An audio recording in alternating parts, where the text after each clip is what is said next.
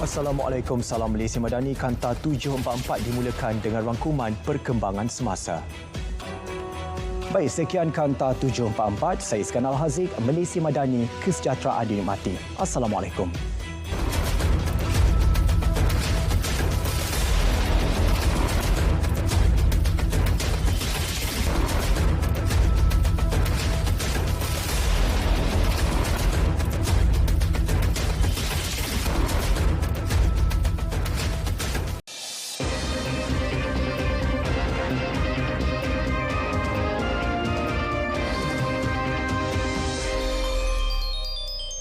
Assalamualaikum, salam Malaysia Madani. Tepat jam 10 berita dunia, kita mulakan dengan perkembangan berikut. Tentera Israel masih enggan berundur dari selatan Lubnan sekaligus menghalang tentera negara itu mengambil alih kawalan penuh ke atas 2 zon perintis yang dipersetujui.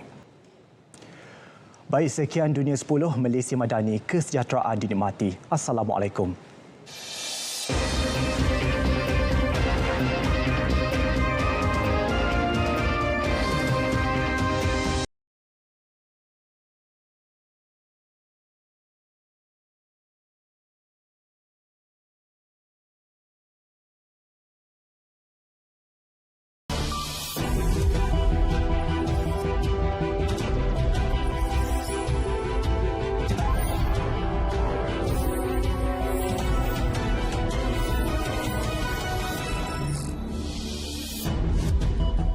Assalamualaikum, salam Malaysia Madani. Prosiding pendakwaan terhadap bekas Perdana Menteri Datuk Seri Ismail Sabri Yaakob yang dijadualkan berlangsung hari ini ditangguhkan ke 27 Ogos depan. Ini selepas beliau dimasukkan ke Institut Jantung Negara IJN kerana masalah kesihatan. Seorang pelajar kolej berusia 19 tahun didakwa di Mahkamah Magistrate atas pertuduhan membunuh bayi perempuan yang baru dilahirkannya di sebuah kolej lepas. Tertuduh Nur Syazwin Muhammad Idris hanya mengangguk faham selepas pertuduhan dibacakan di hadapan Magistrate Nur Rasidah A. Rahman.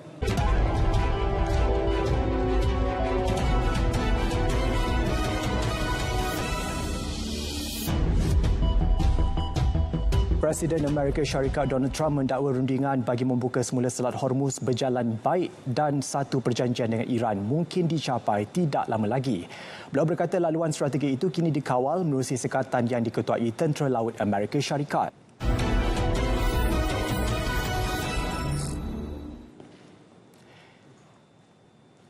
Juara bertahan Eng In Yao dan SC Vasangkari akan menggalas misi mempertahankan pingat emas skuash negara pada Sukan Asia 2026 di Aichi, Nagoya, Jepun bulan depan.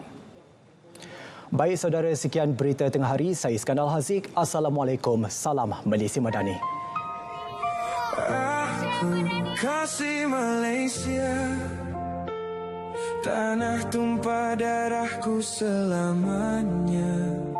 Jalur gemilang berkibar megah di hatiku takkan berubah.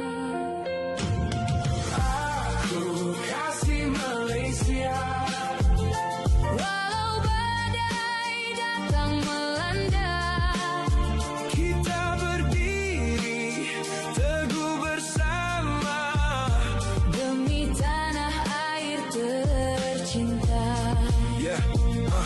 bersama Malaysia maju.